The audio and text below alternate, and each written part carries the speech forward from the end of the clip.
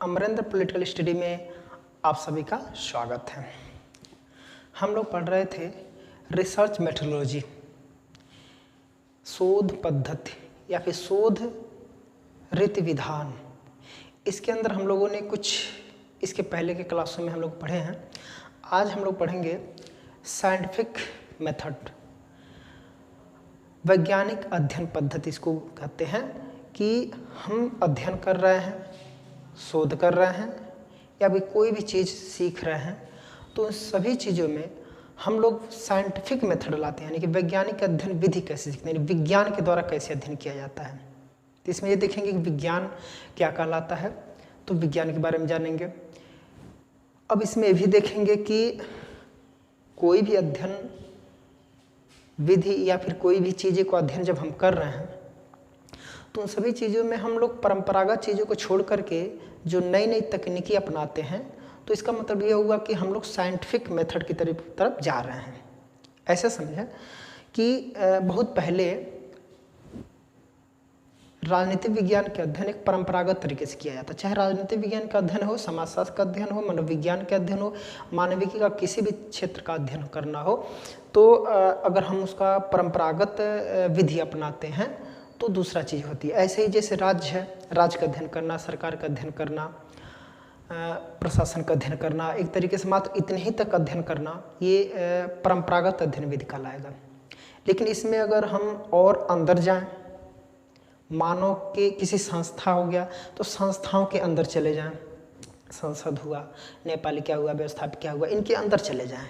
इनके अंदर इनकी संरचनाओं में क्या क्या पाया जाता है, तो इनकी संरचनाओं के अंदर जैसे व्यक्ति हैं, मानव हैं, तो व्यक्ति के व्यवहार का अध्ययन करना, व्यक्ति और समाज के व्यवहार का अध्ययन करना, या फिर उसमें नई नई चीज़ें को खोजना है, सत्यापित करना, विश्लेषण करना, नई चीज़ें ले आना, तो ये सब चीज़ें एक तरीके से विज्ञान के अंदर आ जाती है कि वैज्ञानिक अध्ययन विधि अपनाया जा रहा है। हम परंपरागत चीज़ों को छोड़ करके नई चीज़ों को अपनाते हैं, तो ये चीज़ होती है।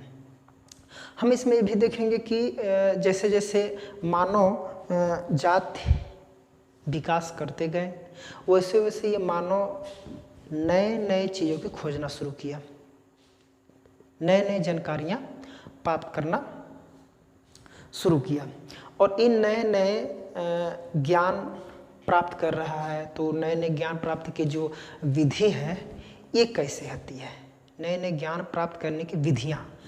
किसी भी क्षेत्र में जब हम नई नई चीज़ें सीखेंगे तो वो विज्ञान की श्रेणी में आ जाएगा, क्योंकि विज्ञान की परिभाषा जो किताबों में परंपरागत तरीके से कहा जाता है कि सुसज्जित, सुव्यवस्थित, सुसंगठित, क्रमबद्ध विज्ञान को विज्ञान कहते हैं। उसको ऐसे हम समझें कि किसी वस्तु के बारे में अधिक से अधिक जानकारी प्राप्त करने की जो एक क्रमबद्ध प्रक्रिया होती है, वो विज्ञान कहलाती है। तो वही मतलब हुआ कि किसी भी क्षेत्र को या भी किसी भी चीज़ को जब हम अधिक से अधिक, किसी वस्तु, जैसे वस्तु है, इसके बारे में हम अध्ययन करना, तो इसके अधिक से अधिक जानकारी लें। ये कैसे बना, ऊपर कैसे मटेरियल बना, अंदर क्या क्या पड़ा है, वो कहाँ से बन कर के आया, उसको एक अध्ययन तरीके से हम जब उसका वैज्ञानिक तरीके से अध्ययन करेंगे, अंदर की चीज़ों की अध्ययन करेंगे, नई नई चीज़ें सीखने की विधि से अगर अध्ययन करेंगे, तो विज्ञान की श्रेणी में आ जाता है। तो ये मनुष्य जो अध्ययन ज्ञान प्राप्त करता है, अध्ययन करता है, इसकी एक प्रक्रिया विधि या फिर नई नई चीज़ों का ज्ञान प्राप्त करने की जो विधि कहाँ से आया, कैसे आया, तो इन अध्ययन विधि के जो मानव ने कई तरह की अध्ययन विधि अपनाया, तो इन सब चीज़ को देखेंगे कि ये कैसे, कितने भागों में या फिर कितने प्रकार से अध्ययन विधि को अपनाया है। सबसे पहले देखेंगे कि साइंटिफिक मेथड में आएगा कि नई नई चीज़ों को ज्ञान प्राप्त करना। अब नई नई चीज़ों को ज्ञान प्राप्त करने की विधियाँ क्या आती हैं, जैसे मान लेते हैं, ऐसे देखेंगे कि ज्ञान प्राप्त करने की विधियाँ, इसको अभी हम अच्छे से देखेंगे। इसमें हम लोग लगभग 3-4 विधि हम लोग पढ़ेंगे। जैसे पहले में आ जाएगा अथॉरिटी, इसको बोलते हैं सत्ता। दूसरे पे आ जाएगा पर्सनल एक्सपीरियंस। पर्सनल एक्सपीरियंस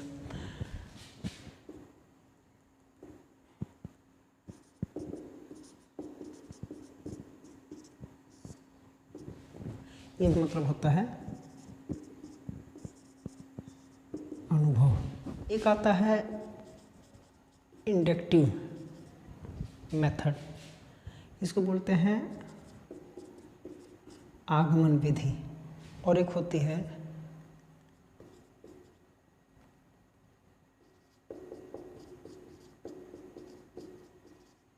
विज्ञान। ये कोई भी मनुष्य किसी वस्तु के बारे में अधिक से अधिक जानकारी प्राप्त करता है, ज्ञान प्राप्त करता है। तो कैसे? जैसे मान लो किसी मनुष्य के पास अथॉरिटी मिल जाए, राइट,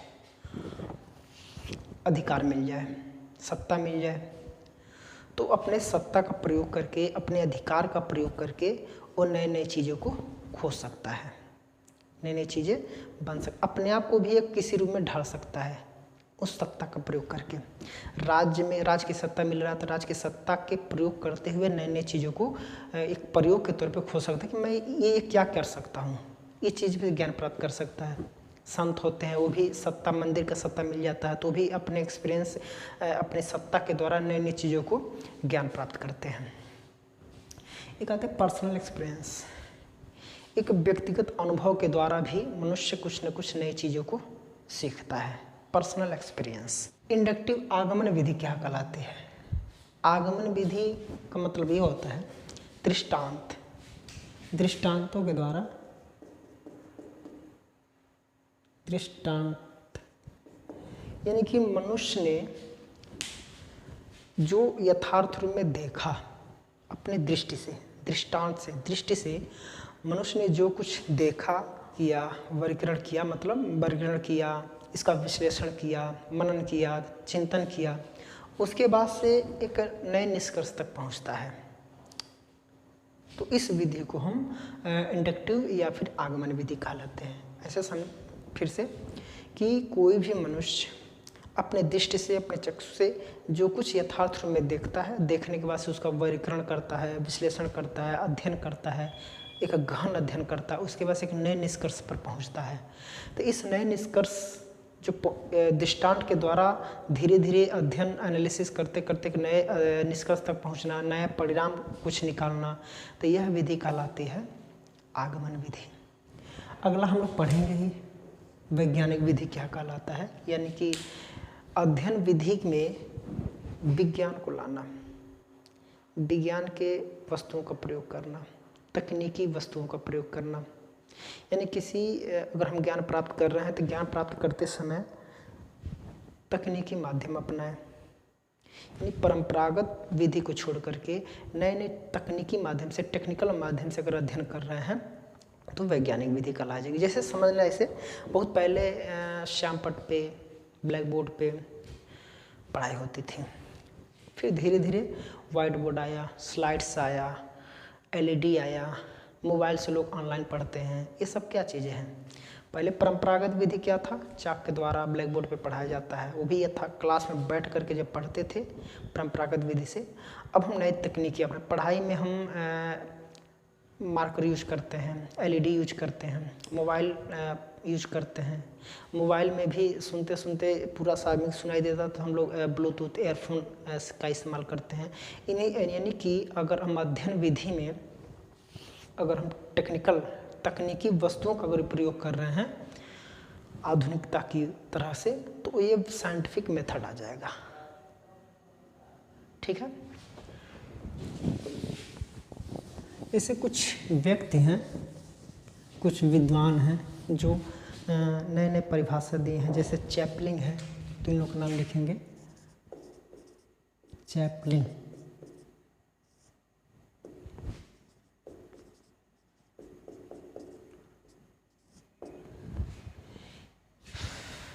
ये दोनों व्यक्ति लोग विज्ञान को या फिर साइंटिफिक स्टडी को, साइंटिफिक मेथड को किस तरह से परिभाषित किए हैं, क्या कहे हैं कि सामान्य नियम है। जैसे मान लो कि कोई भी सामान्य नियमों की खोज में लक्ष्य समान नियमों की खोज में अगर हम उस खोज में लक्ष्य की प्राप्ति कर रहे हैं तो इसमें अगर प्रविधियों का प्रयोग मतलब है किसी समय बहुत से एकदम सिंपल नियम है, उस नियमों के जो अंतिम लक्ष्य है, पूरी लक्ष्य के अंतिम लक्ष्य की खोज अगर कर रहे हैं तो इसमें प्रविधि का मतलब होता है टेक्निक। अगर इस तकनीकी माध्यम का अगर प्रयोग करते हैं, इस तकनीकी माध्यम का प्रयोग करते हैं तो साइंटिफिक मेथड अर्थात वैज्ञानिक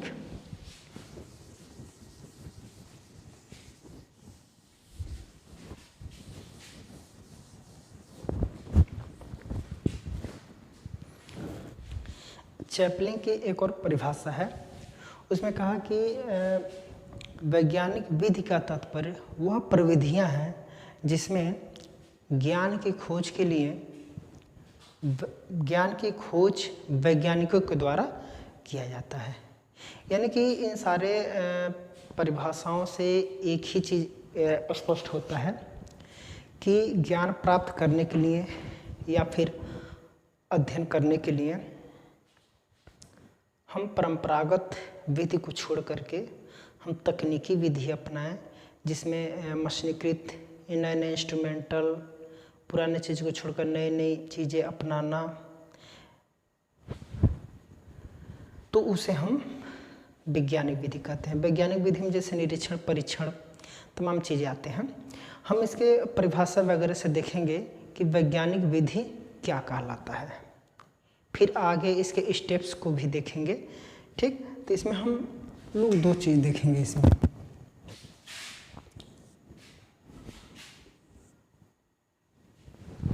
पहले देखेंगे कैरेक्टरिस्ट।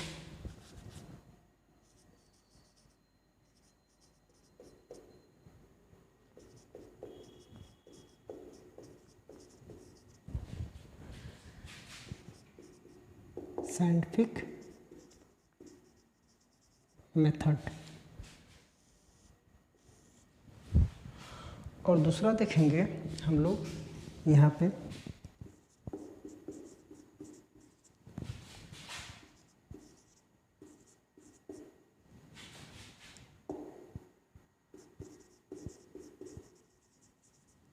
Steps of scientific method. Scientific method में हम लोग ये दो चीज़ देखेंगे, एक चरण देखेंगे पद, और दूसरा इसकी विशेषता देखेंगे। ये विशेषता है साइंटिफिक वैज्ञानिक अध्ययन विधि के विशेषता। इसमें हम लोग पहली विशेषता में लिखेंगे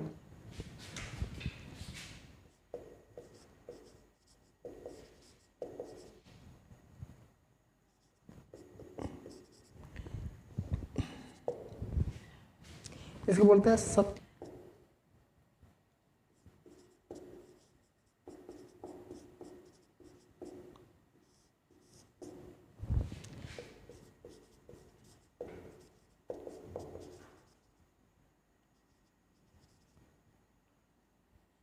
डेफिनेटनेस, इसका मतलब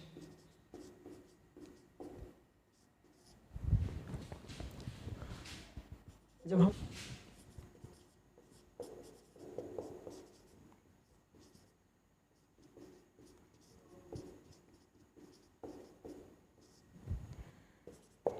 सबको हम लोग सब लिख लें, उसके बाद बारी बारी। तो हम लोग यहाँ पे सारा लिख चुके हैं।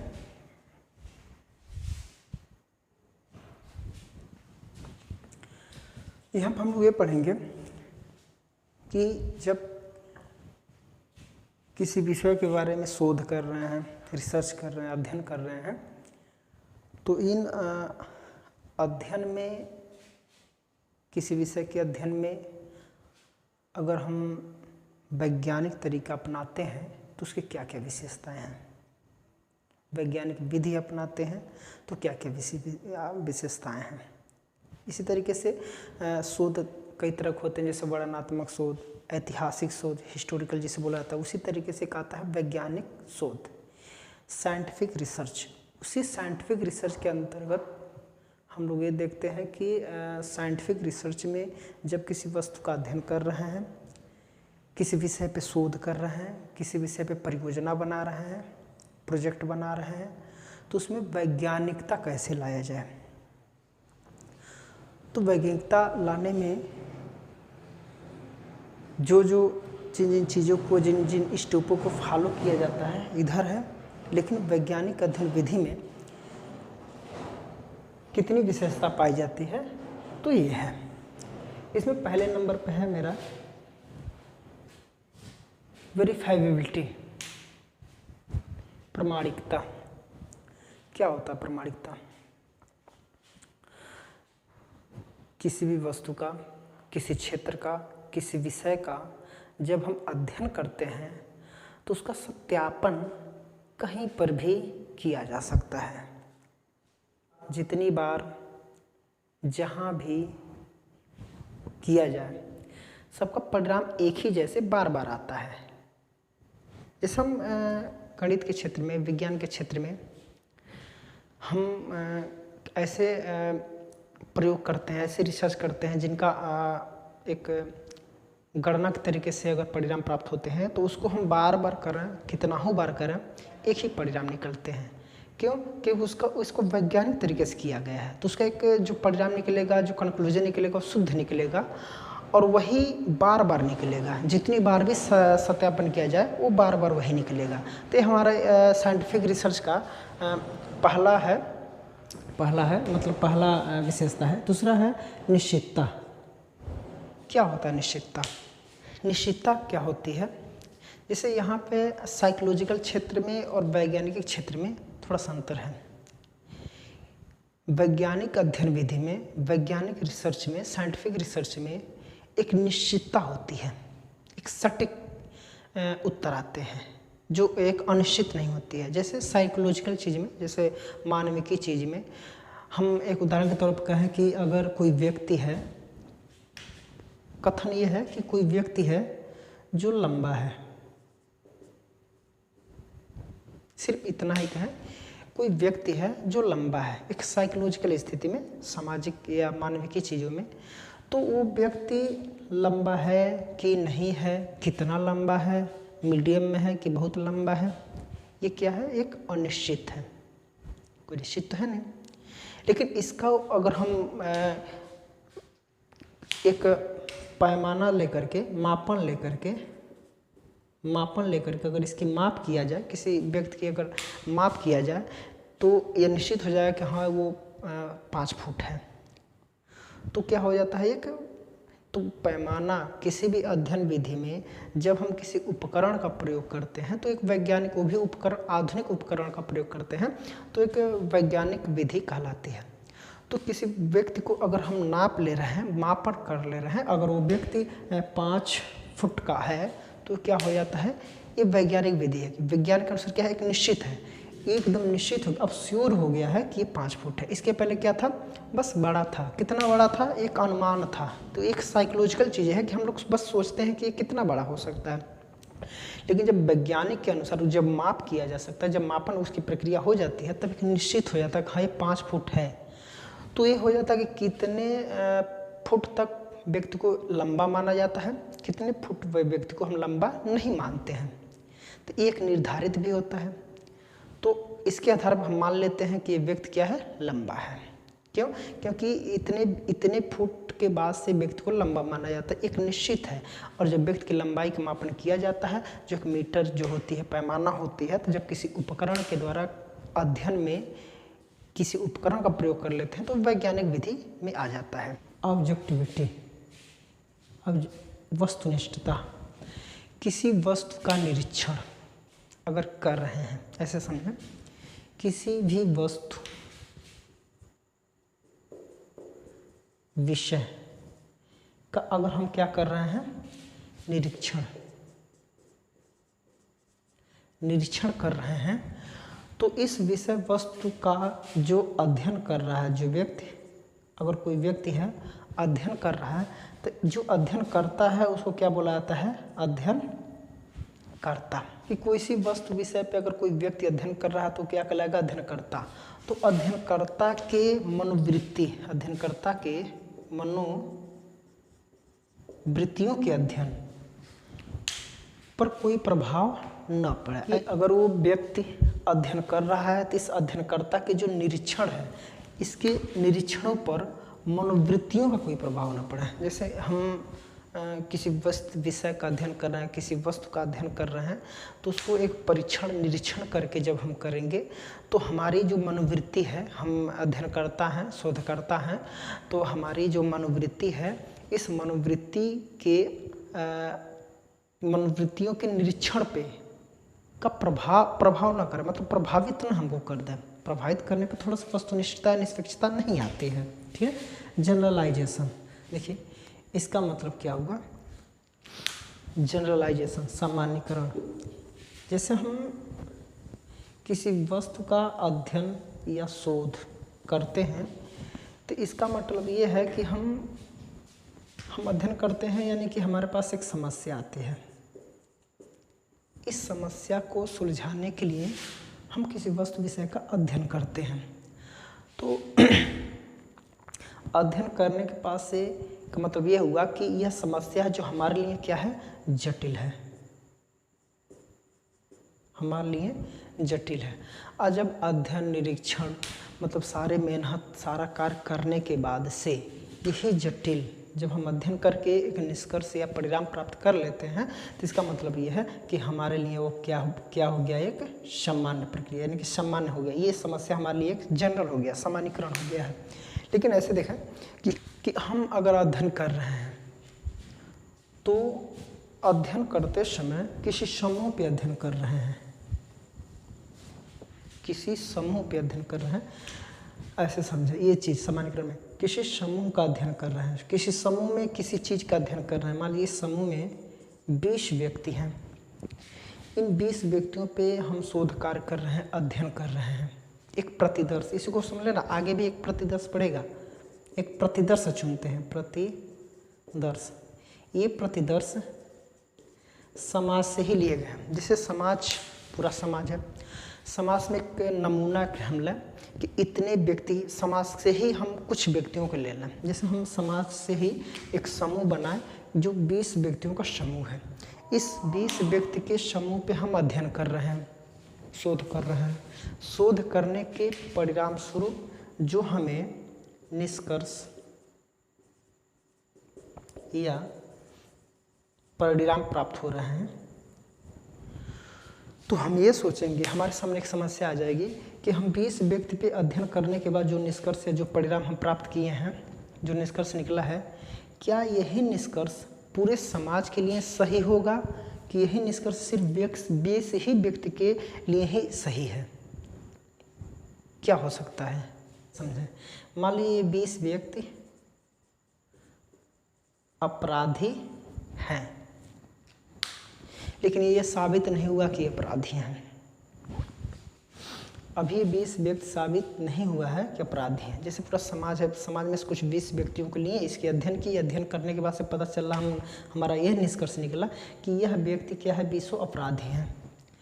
तो क्या समाज में से एक नमूना लिए हैं, प्रतिदर्श लेकर के हमने अध्ययन किए हैं कि पता चला कि 20 व्यक्ति अपराधी हैं। तो क्या ये व्यक्ति, सिर्फ यही व्यक्ति अपराधी हैं कि जिस समाज से हम लिए हैं वो सारे के सारे समाज ही अपराधी हैं? ये चीज़ है। आगे है व्यवस्थित अध्ययन। अब सीधा हम थोड़ा थोड़ा समझेंगे इसके करेक्टरिस्टिक्स ऑफ साइंटिफिक मेथड में। हम लोग देखेंगे कि जब हम साइंटिफिक अध्ययन करते हैं तो इस साइंटिफिक अध्ययन में, वैज्ञानिक अध्ययन में हम एक व्यवस्थित अध्ययन करते हैं। व्यवस्थित का मतलब है क्योंकि इसमें हमारा क्रमबद्ध आता है।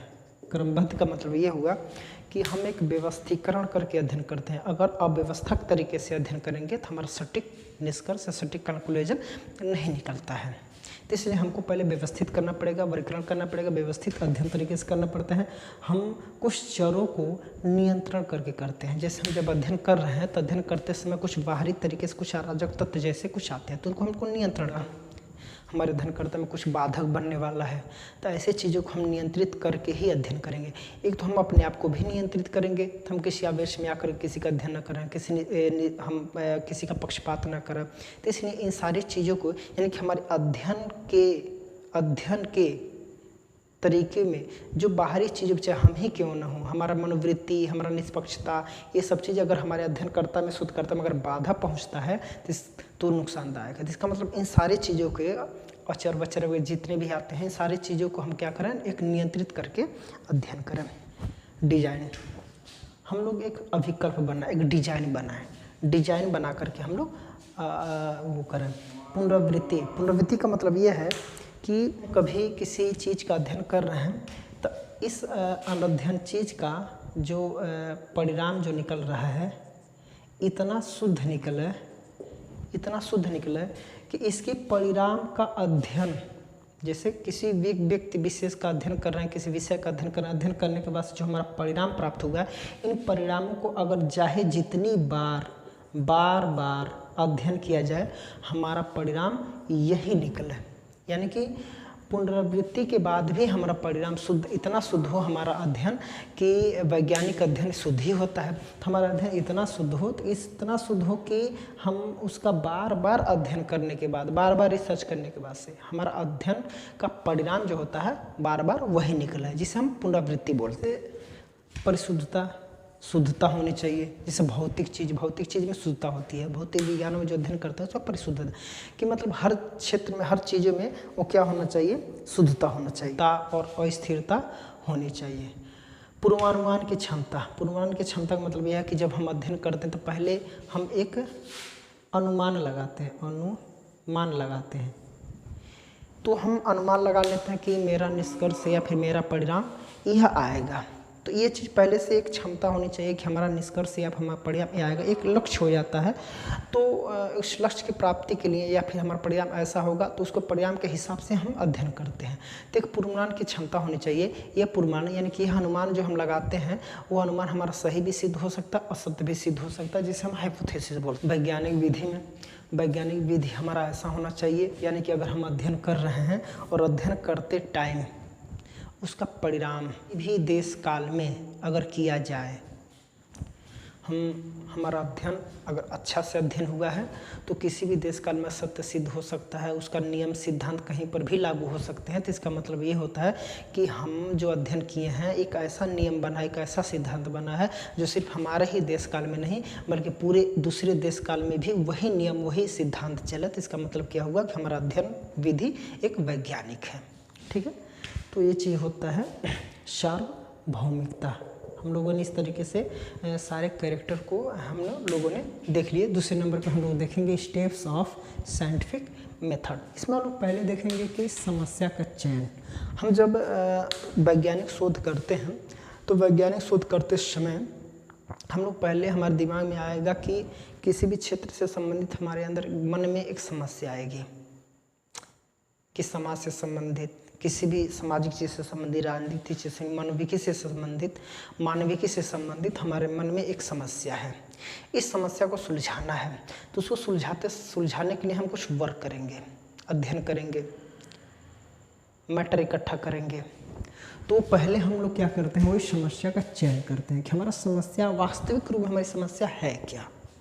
ऐसा ना हो कि समस्या ऐसी हो, एक मिनट,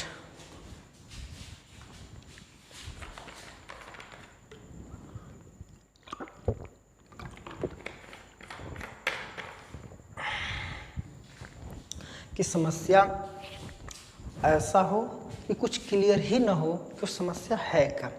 इसलिए पहले नंबर हमको अच्छा एक सिलेक्शन यानी कि समस्या का चयन करना चाहिए, जो एक अच्छी समस्या हो, जो शुद्ध रूप से हो, जिसको समझ में हो, सब लोग समझें। ठीक है। दूसरे नंबर पे हम लोग परिकल्पना का निर्माण करते हैं। जब हमारे मन में समस्या उत्पन्न होती है तो समस्या उत्पन्न होते ही हम लोग एक कल्पना, हमारे मन में एक परिकल्पना भी उत्पन्न होती है जिसे हम उपकल्पना बोलते हैं, हाइपोथेसिस बोलते हैं, कि इस समस्या का निष्कर्ष क्या हो सकता है, या फिर इस समस्या का निष्कर्ष नहीं, सॉरी, इस समस्या का समाधान क्या हो सकता है। हमारे मन में समस्या उत्पन्न होती है, इस समस्या का समाधान भी हमारे मन में कभी कभी आता है, तो एक अनुमान लग जाता है कि हाँ इस समस्या का यह समाधान है। अब उस समाधान को प्राप्त करने के लिए हम वर्क करते हैं, अध्ययन करते हैं, जिन जिन स्टेपों से गुजरते हैं उस समस्या का समाधान करने के लिए। तो एक अनुमान लगता है, इसको हम बोलते हैं परिकल्पना, यानी कि एक ऐसी कल्पना जो हमारे वातावरण चारों तरफ से उसका परिणाम के तरीके से नजर आता है। तो समस्या का चयन करते समय उन समस्या का जो समाधान है वो भी हमारे मन में निर्माण किया जाता है, वो भी हमारे मन में निर्माण होता है। ये हमारे वैज्ञानिक अध्ययन विधि के स्टेप्स में आते हैं, पद में आते हैं, ठीक है। दूसरे नंबर पर आता है प्रक्रिया विधि। हम लोग प्रक्रिया विधि अपनाते हैं। इस प्रक्रिया विधि में हम लोग देखिए यहाँ पे 3 चीज़ हम देखें प्रक्रिया विधि में। प्रक्रिया विधि का मतलब यह है कि हम अध्ययन विधि के जो मेथोडोलॉजी यानी कि रीति, कौन सा तरीका अपनाते हैं। तो हम वैज्ञानिक अध्ययन विधि में सबसे पहले हम अध्ययन किन क्षेत्र का अध्ययन करना, हमारा क्षेत्र जो सामाजिक क्षेत्र है, राजनीतिक क्षेत्र है, धार्मिक क्षेत्र है, आर्थिक क्षेत्र है, सांस्कृतिक क्षेत्र है, गणित का क्षेत्र है, रासायनिक क्षेत्र है, भौतिक क्षेत्र है, कौन सा क्षेत्र है, या फिर तकनीकी क्षेत्र है, तमाम क्षेत्र होते हैं। पर ये देखेंगे कि हमारा क्षेत्र क्या है, क्योंकि जब तक क्षेत्र का, जैसे हमारे मन में कोई समस्या आया, हमारे मन में समस्या आया ऐसा कि जो सामाजिकता से संबंधित है, हम लोग चले गए आर्थिक क्षेत्र में, सांस्कृतिक क्षेत्र में जा कर के अपना चले जा रहे हैं, तो नहीं, ऐसा नहीं हो पाएगा। हम लोग पहले के क्षेत्र को देखेंगे कि हमारे मन में जो समस्या आया है तो उसका जो परिकल्पना अर्थात परिणाम अर्थात उसका समाधान जो हमारे सामने हमारे दिमाग में एक कल्पना के तरीके से गूंज रहा है, तो उसको हम पाएंगे कैसे। तो उसके लिए हमको पहले एक अध्ययन का क्षेत्र देखना पड़ेगा कि हमारा जो समस्या है वो किस क्षेत्र का है। हम जब अध्ययन करने जाएंगे तो अध्ययन किस क्षेत्र में करेंगे, तो समस्या जो हमारा निष्कर्ष बनता है, शीर्षक बनता है, तो समस्या के आधार पे ही हम अपना क्षेत्र भी रहते हैं कि हम किस क्षेत्र में अध्ययन करें ताकि हम अध्ययन सही तरीके से सही रास्ते पे जाएं। तो इसलिए हमको अध्ययन क्षेत्र भी देखना है। उसके बाद उसी क्षेत्र का अध्ययन करने के एक प्रतिदर्श चयन चुनते हैं, नमूने चुनते हैं। फिर उस नमूने के चयन पे नमूने को चुन करके उस पर हम अध्ययन करना स्टार्ट कर देते हैं। तब देखते हैं कि हमारा परिणाम क्या निकल रहा है। तो जब परिणाम जो निकलता है तब एक अनुमान लगाते हैं कि ये परिणाम यही तक है कि यही परिणाम उस क्षेत्र के सभी विषयों पे है, ठीक है। उसके बाद से जब हम एक समस्या का जब एक प्रतिचयन चुन लेते हैं तब देखते हैं कि अब हम अध्ययन करना है। तब अध्ययन करने के लिए हम सामग्री जुटाते हैं। सामग्री का मतलब जो भी मैटर इकट्ठा हुआ, मैटर के साथ साथ हम उपकरणों को जुटाते हैं जो हमारी वैज्ञानिकता को तकनीकी माध्यम लेकर जाता है। यानी कि हम अध्ययन कर रहे हैं, हमको अनेक विज्ञान की तरीके से, वैज्ञानिक जैसे एक लैब की तरीके से हमारा उपकरण भी होना चाहिए। जैसे हम सामाजिकता के क्षेत्र में हम कौन सा उपकरण ले सकते हैं, अगर सामाजिक क्षेत्र में अगर कहीं शोध कर रहे हैं तो जैसे रिकॉर्डर होना चाहिए, वीडियो रिकॉर्डर होना चाहिए, लैपटॉप वगैरह, मोबाइल वगैरह, रिकॉर्डर, माइक, फ़ोन वगैरह तमाम चीज़ें ऐसे होते हैं। ये सब उपकरण के क्षेत्र में आते हैं। तो जब हम एक सामग्री का चयन करते हैं कि हम अध्ययन का क्षेत्र चुनने के बाद से हम नमूना चुनने के बाद हमने देख लिया कि इसका क्या आता है मतलब परिणाम, उसके हिसाब से अब हम मैटर इकट्ठा करेंगे, सामग्रियों का चुनाव करेंगे कि कौन कौन सा सामग्री चुनाव करें जिसके बदौलत हम एक वैज्ञानिक के तरीके से अध्ययन कर सकें, ठीक। उसके बाद से आता है हमारा परिणाम, हमारा निष्कर्ष निकलता है। इस निष्कर्ष को निकालने के लिए हम निष्कर्ष कैसे निकालेंगे, तो जो हम मैटर इकट्ठा किए हैं, ध्यान रहे, जो भी हम सामग्री इकट्ठा किए हैं, तो इन सामग्री इकट्ठा करने के बाद से पहले हम उसको क्लासिफिकेशन करेंगे अर्थात वर्गीकरण करेंगे। वर्गीकरण जब कैटेगरी में बांट लेंगे तब उसके बाद हम उसका एनालिसिस करेंगे, विश्लेषण करेंगे, अध्ययन करेंगे, विश्लेषण करेंगे, चिंतन करने के बाद तब हम रिजल्ट इसका निकालेंगे कि हम इसका परिणाम यह निकालते हैं। हमारे पूरे अध्ययन करने के बाद से हमारा परिणाम यह निकलता है, ठीक है। उसके बाद से निकलने के बाद से हम डिस्कशन करेंगे, व्याख्या करेंगे, उसको वर्णन करते हैं। वर्णन करने के जब कर देते हैं उसके बाद से सामान्यीकरण आ जाता है। वही चीज़ें हमारा एक सामान्य चीज़ें नज़र आता है, यानी कि साधारण चीज़ आ जाती है। जो वही समस्या एक जटिल था, वही जटिलता हमारे सामने अब क्या है, एक साधारण चीज़ें लग रहा है, ठीक है ना। तो ये चीज़ें होती हैं वैज्ञानिक अध्ययन विधि के पद, ठीक है। तो इस तरीके से वैज्ञानिक अध्ययन विधि हम लोग पढ़े आज, जो एक अध्ययन विधि में शोध के क्षेत्र में हैं, तो चाहे शोध करें, अध्ययन करें, इन सारे चीज़ों में हम लोग अगर हम तकनीकी माध्यम से कर रहे हैं, जैसे हम सामाजिकता के क्षेत्र में तकनीकी माध्यम उपयोग नहीं करते हैं, लेकिन कहीं कहीं कभी कभी ऐसा आता है कि जैसे हम विज्ञान में क्षेत्र में अगर शोध कर रहे हैं तो हम लैब में बैठ करके एक शुद्ध निकालने के लिए हम उपकरण का प्रयोग करते हैं, तकनीकी माध्यम का प्रयोग करते हैं, ताकि हमारा जो निष्कर्ष निकले, परिणाम निकले, शोध का जो अंतिम परिणाम निकले एकदम शुद्ध हो, अनुमान हमारा जो लगा वो एकदम शुद्ध हो। उसी तरीके से जब सामाजिकता के क्षेत्र में जब हम अध्ययन करते हैं तो उसमें भी कहीं न कहीं निरीक्षण, परीक्षण, सत्यापन, निरीक्षण, एनालिसिस वगैरह, परीक्षण वगैरह हैं, विज्ञान में जो जो चीज़ें अपनाया जाता है वो सारे के सारे तकनीकें अगर हम सामाजिकता के क्षेत्र में जब हम कहीं न कहीं उसको अपना लेते हैं तो इसका मतलब ये हुआ कि जैसे विज्ञान में तकनीकी माध्यम या वैज्ञानिकता के तरीके से अध्ययन किया जाता है, अगर वही अध्ययन का तरीका हम अगर सामाजिकता के क्षेत्र में, मानविकी के क्षेत्र में, राजनीति के क्षेत्र में जब हम प्रयोग करना स्टार्ट कर देते हैं तो हमारा इस क्षेत्र में जो शोध होगा या फिर अध्ययन होगा, हमारा उसका परिणाम क्या निकलेगा? शुद्ध निकलेगा, ठीक है ना। जिसका सत्यापन कहीं भी किया जा सकता है, जिसका हम अनुमान लगाते हैं तो कभी कभी हमारा वो सत्य भी सिद्ध हो सकता है, ठीक है। तो ये हमारा हुआ वैज्ञानिक अध्ययन विधि, या फिर इसमें शोध का, रिसर्च का एक साइंटिफिक रिसर्च भी बोला जाता है, या फिर वैज्ञानिक अध्ययन आयोजन के तरीके। इसमें वही हमारा शीर्षक बनता है वैज्ञानिक अध्ययन के तरीके। जो हम वैज्ञानिक अध्ययन के तरीके,